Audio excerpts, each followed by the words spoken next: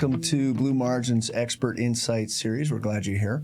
This series is for private equity and mid-market executives who are looking to use data as the short path to increasing profitability and growth. Today, I have the pleasure of hosting two guests, Eric Weiss and Mike Marotta, both executives at PowerOn, a software company in the data space that was founded in 2015. PowerOn has more than 20 Fortune 100 customers and 50 global employees.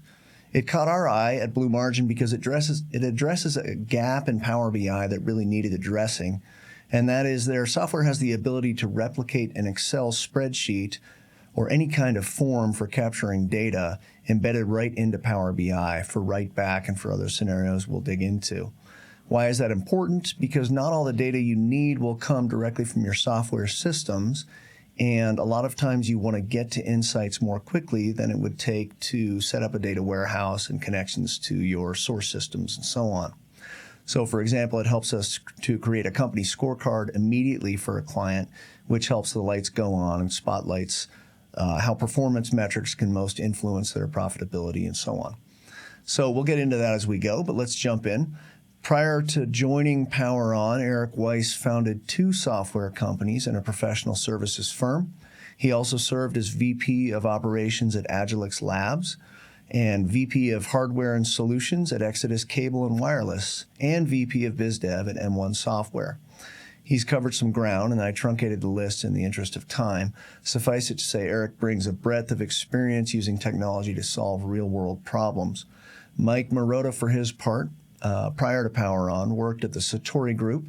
He has led the PowerOn sales group, producing 100% annual growth plus in the last 4 years, including leading client relationships with a who's who of the Fortune 100, from Abbott Labs to Coca-Cola to SpaceX to you name it. He brings extensive product knowledge and expertise around business intelligence to us today, so we're glad to have him. We've asked Mike and Eric to join us because we found their solution to be very helpful for getting companies moving quickly to data-driven. Eric, you're joining us from Portugal.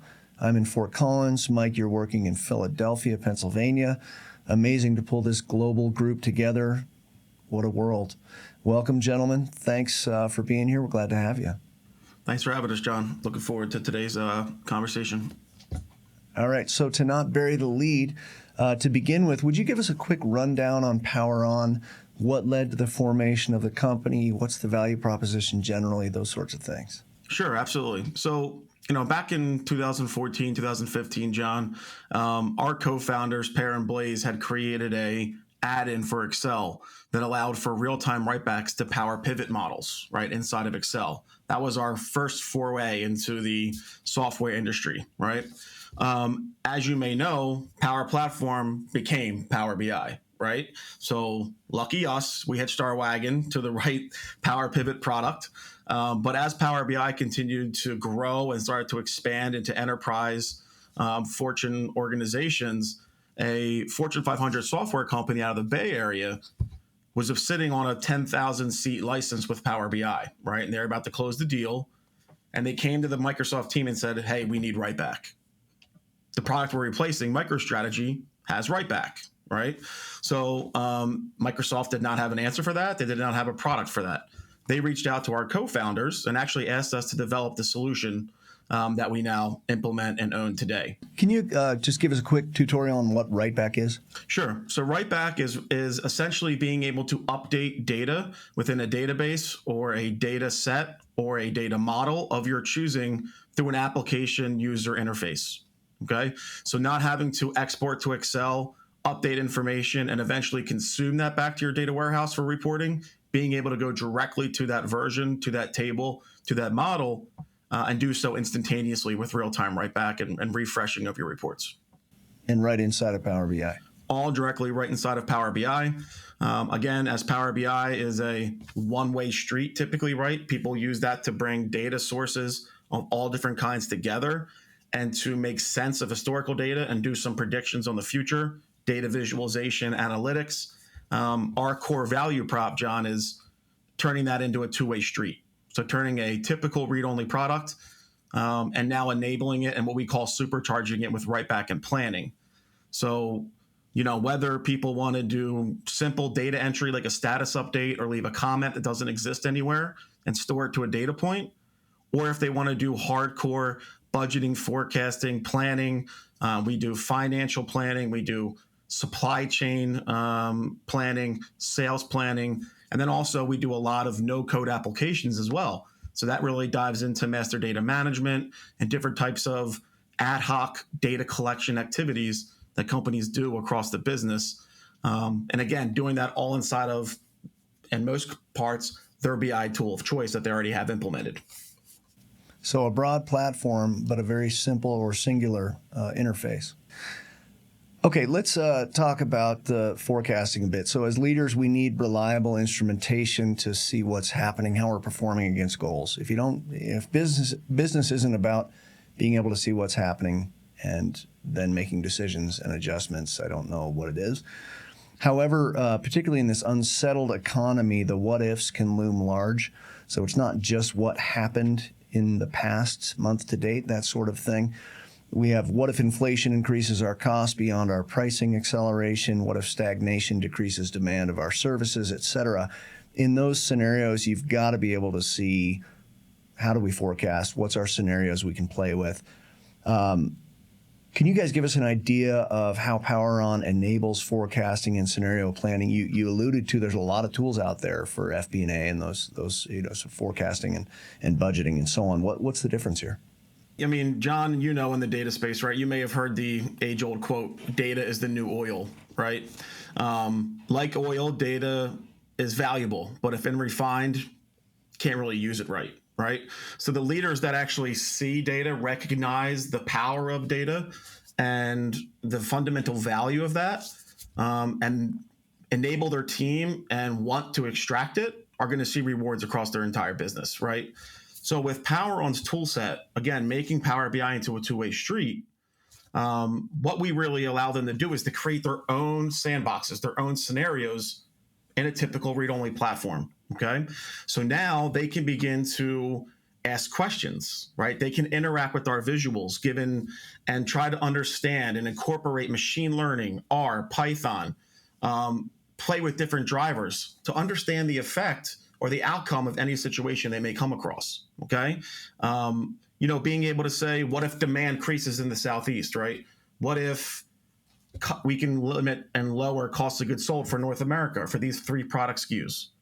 What if this hurricane hits and is 80% of that hurricane? What does it do to our bottom line and to our metrics and to allow for preparation and to kind of be prepared for everything, right? We have a Fortune 100, like one of our customers, this really sticks out when you talk about being able to get value from this. One of our Fortune 100 life sciences companies out of Chicago, they actually realized a $100 million effect on their top line margin.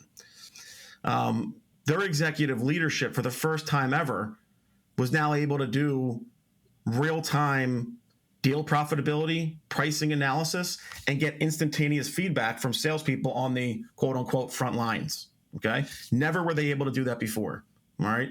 So now they're able to make these changes on the fly, see insights that they never were able to see again, okay? And understand pricing and customer demand better than ever.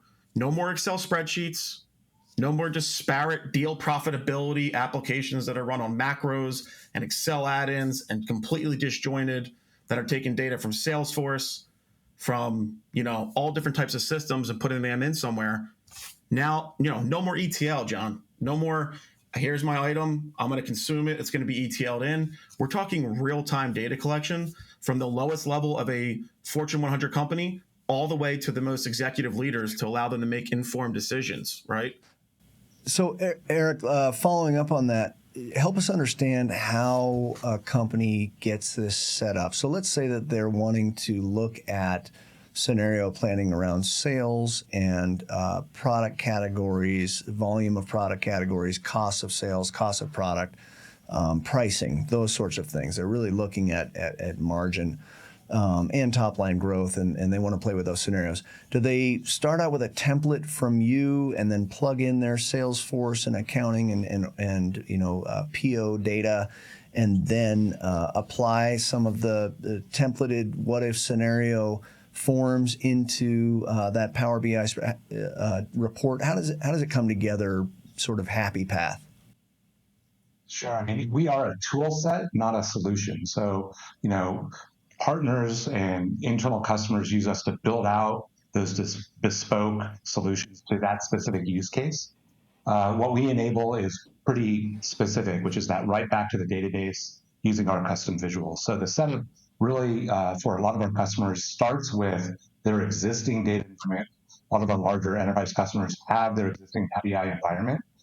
Our visuals are a one-for-one swap for Power BI visuals, but then that coupled with our write back engine enable that two-way communication that wasn't previously available. So depending on the environment, it could be a quite simple lift to get right back going. But then when you see a data team that recognizes what's possible here, that's really where things start to get very, very interesting, because it then opens up that scenario planning, that analysis in ways that haven't been available to them before. Yeah. Mike, anything you want to add to that? Yeah, and John, just real quick to drive that home, there's really two main types of organizations that will come to Power On. These are more mature organizations that may already have some data in Power BI, right? They have their data sets and some models created with some relationships and things like that. For those companies, John, not an exaggeration, my friend, we really are an add-in. So you simply use our visual inside of a report instead of using a standard Power BI visual.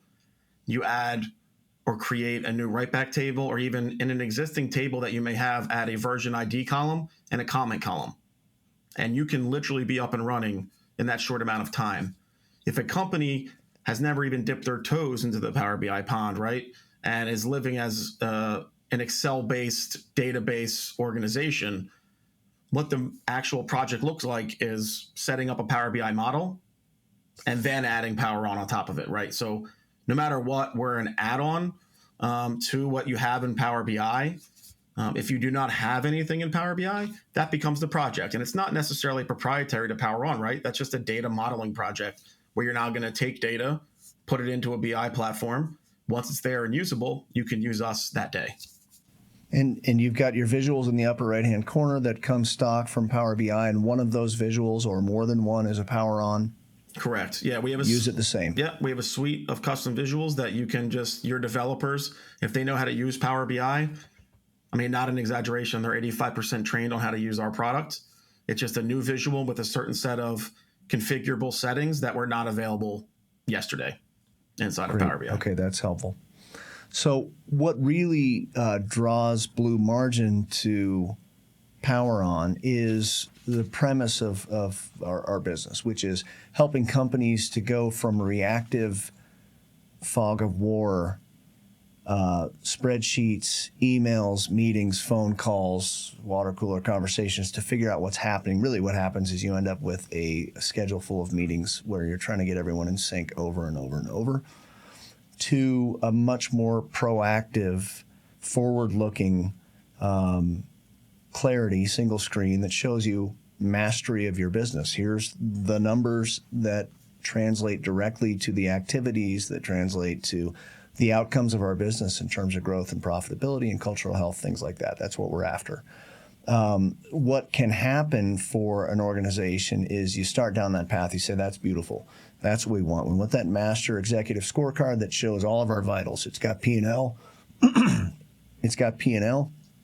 It's got customer experience. It's got operational excellence. And then it has a breakdown from there, and that all trickles down to drill through reports that are owned by different roles in the company. Everyone can see how they contribute to the value creation plan, and that rolls up to a master view. And you sit on your throne as the CEO, and through this single pane of glass can simply call out directives because you have real mastery of what's happening, what's working, what's not, what needs attention. The challenge that comes along is you can start down that road and get lost in the woods a bit. So you say, all right, what's an area we need to go after? It's our sales funnel and our forecast and what the gap is in that versus our budget and what we're trying to hit, and spend 2-3 months really nailing that down. And it's a breakthrough for that part of the organization, but it's one piece of 15 that you need to create that overall view, that complete wired for data capability. And what we love about the Power On tool is the ability to use it to day one, essentially 2 weeks, 3 weeks, have that master scorecard without all the overhead of connecting to the various transactional systems, modeling that data, doing the transform, setting up the logic, all that stuff. From your vantage point in the different use cases you've seen, how does Power On help to shortcut the path to gaining visibility, and is that a major value proposition that you guys bring? Yeah, so John, something we see on a regular basis, right, is the need for what you just described. What you're really describing to me is what we call more of that top-down approach, right? Someone looking down on the entire organization. Not in a negative way, just physically seeing the highest level of the organization down to each individual pillar. Now, with our tool set, not only do we have a read-only aspect of things that can really help organizations get to the data point you just described. Many organizations, John, when they start using like a Power BI or a Tableau or anything like that, they have to start learning a new technology, a new formulaic language to create things, right? That can be a burdensome task for many people. DAX, what's DAX? I don't know that. I use an Excel. I work in Excel, right? So with our tool set out of the box, day one, we provide a client-facing formulaic language that is Excel. So even bringing data together, doing analysis, doing variance can be done in minutes opposed to days because you can use a technology or a formulaic language that you've used your entire career. Okay, so just from a front end reporting perspective, that is a massive value prop for many people that they say instantaneously. Additionally to that, whenever you talk about metrics and KPIs and thresholds and tracking, again, DAX becomes a barrier for many organizations. It takes time to create all of the logic. With Power On's toolset, you can actually create metrics from scratch and have a finite field of attributes that you can then determine what this metric is going to do. Average document turnover, right, in your legal department, as an example. That's an operational metric. Still want to track it. Now you can come in and say, is this going to be a percentage? Is this going to be a number of events that happen at a certain time? Do I want it to be a sum, a range?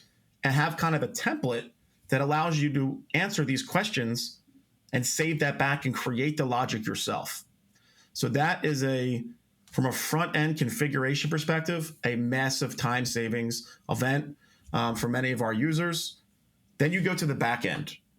We just did a project with one of the largest video game providers, okay, in the world. And you want to know how they pre-populated their back-end database for the first time? They did a Control-C and a Control-V from a Excel template, pasted it into our template, pressed Save Changes, and populated their SQL database. That was the initial population. So using our tool sets can make just every aspect of what you're describing easier, from the back-end setup, from master data management and adjustments, to even managing row-level security. You know as well as I do, right? Like that picture you just painted, every single employee, you want to have a stake in the game, but they also have their own slice of the pie, right? In many cases, you don't want them to be able to see everything. So to have an admin portal leveraging Power On's technology where administrators or executives alike can actually dictate who can see what and who can do what without having to learn RLS or be a SQL guru are all advantages for using our tool set in a scenario like you just gave us, John. So both Blue Margin and Power On are really predicated on the value of easy, clear visibility into the numbers. Let's talk about current trends in BI, because you guys sit in an interesting seat and vantage point for that. How significant is the role of dashboards in successfully running a business? This is something you guys apply in your own business. What are your thoughts there? Yeah, I mean, we see that a lot, and it's definitely an area for us where is executives being able to get accurate system access to real-time data makes a huge impact. Mike's, case study that he commented on earlier, where there was a direct, immediate $100 million bottom line because of accurate data into those dashboards. That's not the only story like that we've got. So I can see that plenty. Yeah. Yeah, that's great.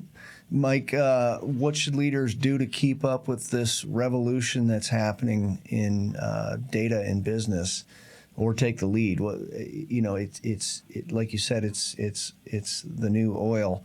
It's the new frontier, the next revolution in business. I believe that. I might be biased, but I think companies that are not using their numbers to really master what they do and create advantage over the market are going to miss out. How do leaders stay up to pace with BI? Well, besides subscribing to this podcast, there's very other ways that they can do that.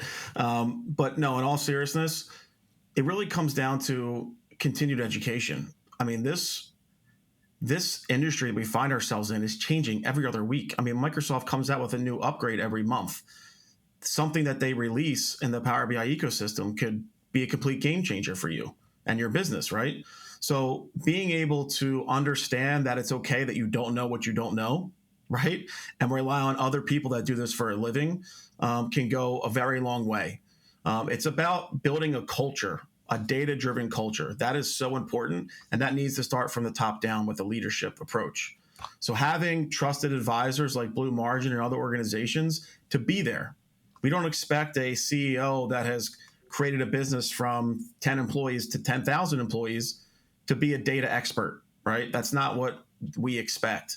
But being able to empower and rely on customers' feedback and rely on partners that know things is going to go a very long way to being able to keep a data-focused, organization and make sure that you have that data on the end of your fingertips. And Eric, I know you have some points here as well, my friend, if you'd like to chime in. Yeah, I mean, the thing that we've said this a couple times already, but data quality, I think if you're a leader in your org, you need to put a priority on data quality because that has such an impact on your decision making. And the negative implications for decision making around bad data is something that we've all seen and heard of and read of, and we don't want to be that kind of Harvard Business Review case study of what not to do. So data quality really matters.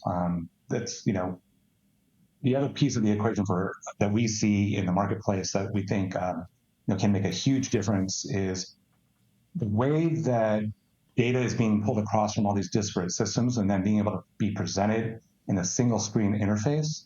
That also is really critical. So it's not just data quality, data collection, but the decision making that comes out of that.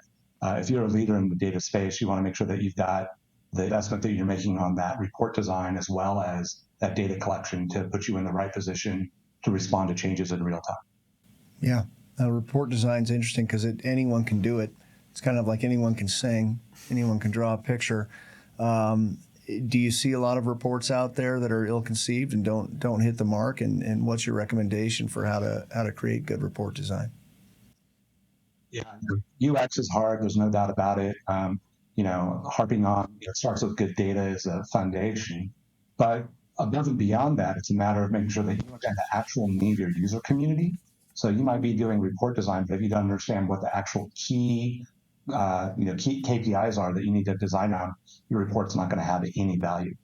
Part of what we see with our partners that are putting out really high quality work is that they put an emphasis around both that aesthetic look and feel, so that the user feels like it really is a part of their corporate environment, but also that they have the ability to really drill down into that key performance data that is so critical to whatever the factor is that they're working around. Yeah, it's interesting because sometimes a company will get caught saying, we've got the data.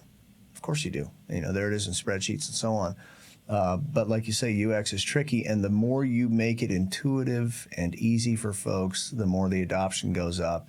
And the goal is not to put out reports, is to have people connect to them and like them and rely on them so that they become oriented around real numbers and not just chasing fires and putting them out. And Apple has proven the easier you can make that experience, the more people like it and will be involved in it. Otherwise, they'll just fall back to what's more comfortable, what they're used to, what they've been doing for 20 years. Speaking of that, it feels like we are still on one side of the chasm with data sometimes. If I was to guess, I would say 95% of companies really aren't wired for data. They do have spreadsheets, they've got some databases and data marts and a data warehouse, maybe a data lake. They've got some BI click view reports here, some Power BI over there.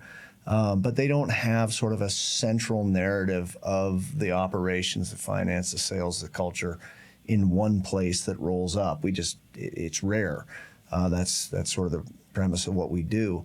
Do you think we're getting to that point where we can call these tools disruptive, where they're about to dramatically change, or are we still at early adopter stage and your clients are those that are at the forefront?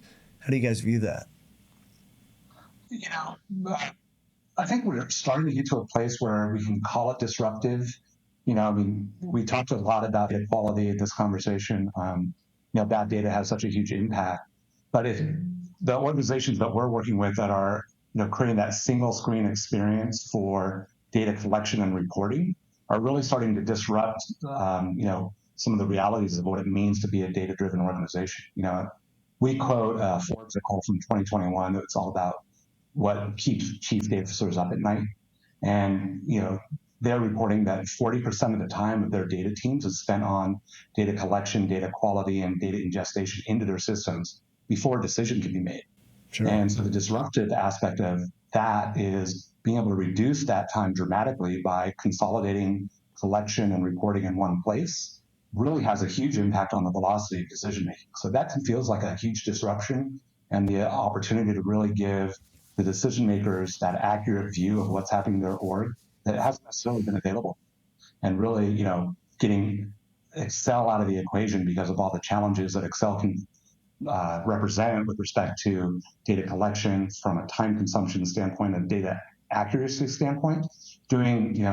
Using one of our custom visuals, our newest custom visual is called Power Excel. So it brings Excel into Power BI. So you've got that Excel user experience, which really gets into kind of user adoption and not forcing a brand new system and tool that people don't necessarily know. But you do it within a structured data environment that has roles-based access and security. So you really are able to, give a comfort level to those decision makers that the data that they're relying on is real. Yeah, that's why we wanted you guys on. You have the potential, if all the world knew, to revolutionize how quickly companies can get really, really competent and intentional with their data, and not feel like they're sort of fighting this tide of data and losing the battle, which I think is typical. I think we'll wrap up there. I just wanted to ask if you guys had any books, podcasts, et cetera, that you've focused on, recommend for mid-market or enterprise leaders that want to better use their data to drive growth. Where do you guys get your sort of cutting edge, at the hard frontier of this industry? Where do you get your info? One of the podcasts that I get a huge amount of value out of is Macro Voices. That's a guy named Eric Townsend and Pat Ceresna that lead that or that podcast, I should say. These guys are all about commentary about macroeconomics, finance. They do target kind of industries, professionals, family offices, and high net worth investors. But the thing that I get the most out of that particular group is that macroeconomic impact. The world is a very, very challenging place these days, and they've been a really good source to help kind of make some sense out of the noise of what's going on around there. There's another one that I do get a lot of value out of, which is Sam Harris and his Waking Up app. I'm a huge fan of training my brain, and part of what I like about Sam Harris is connecting brain science to spirituality. So there's a lot of content there, depending on what path you want to go down. I personally have got a lot out of learning about the Stoic path and Stoic philosophy from William Irvine. So there's a couple there that have had a real positive impact on my life. Thanks so much, guys, for being here from all over the world. Appreciate your time. It's been very illuminating, and look forward to more discussions. Thanks, Jon. Thank you.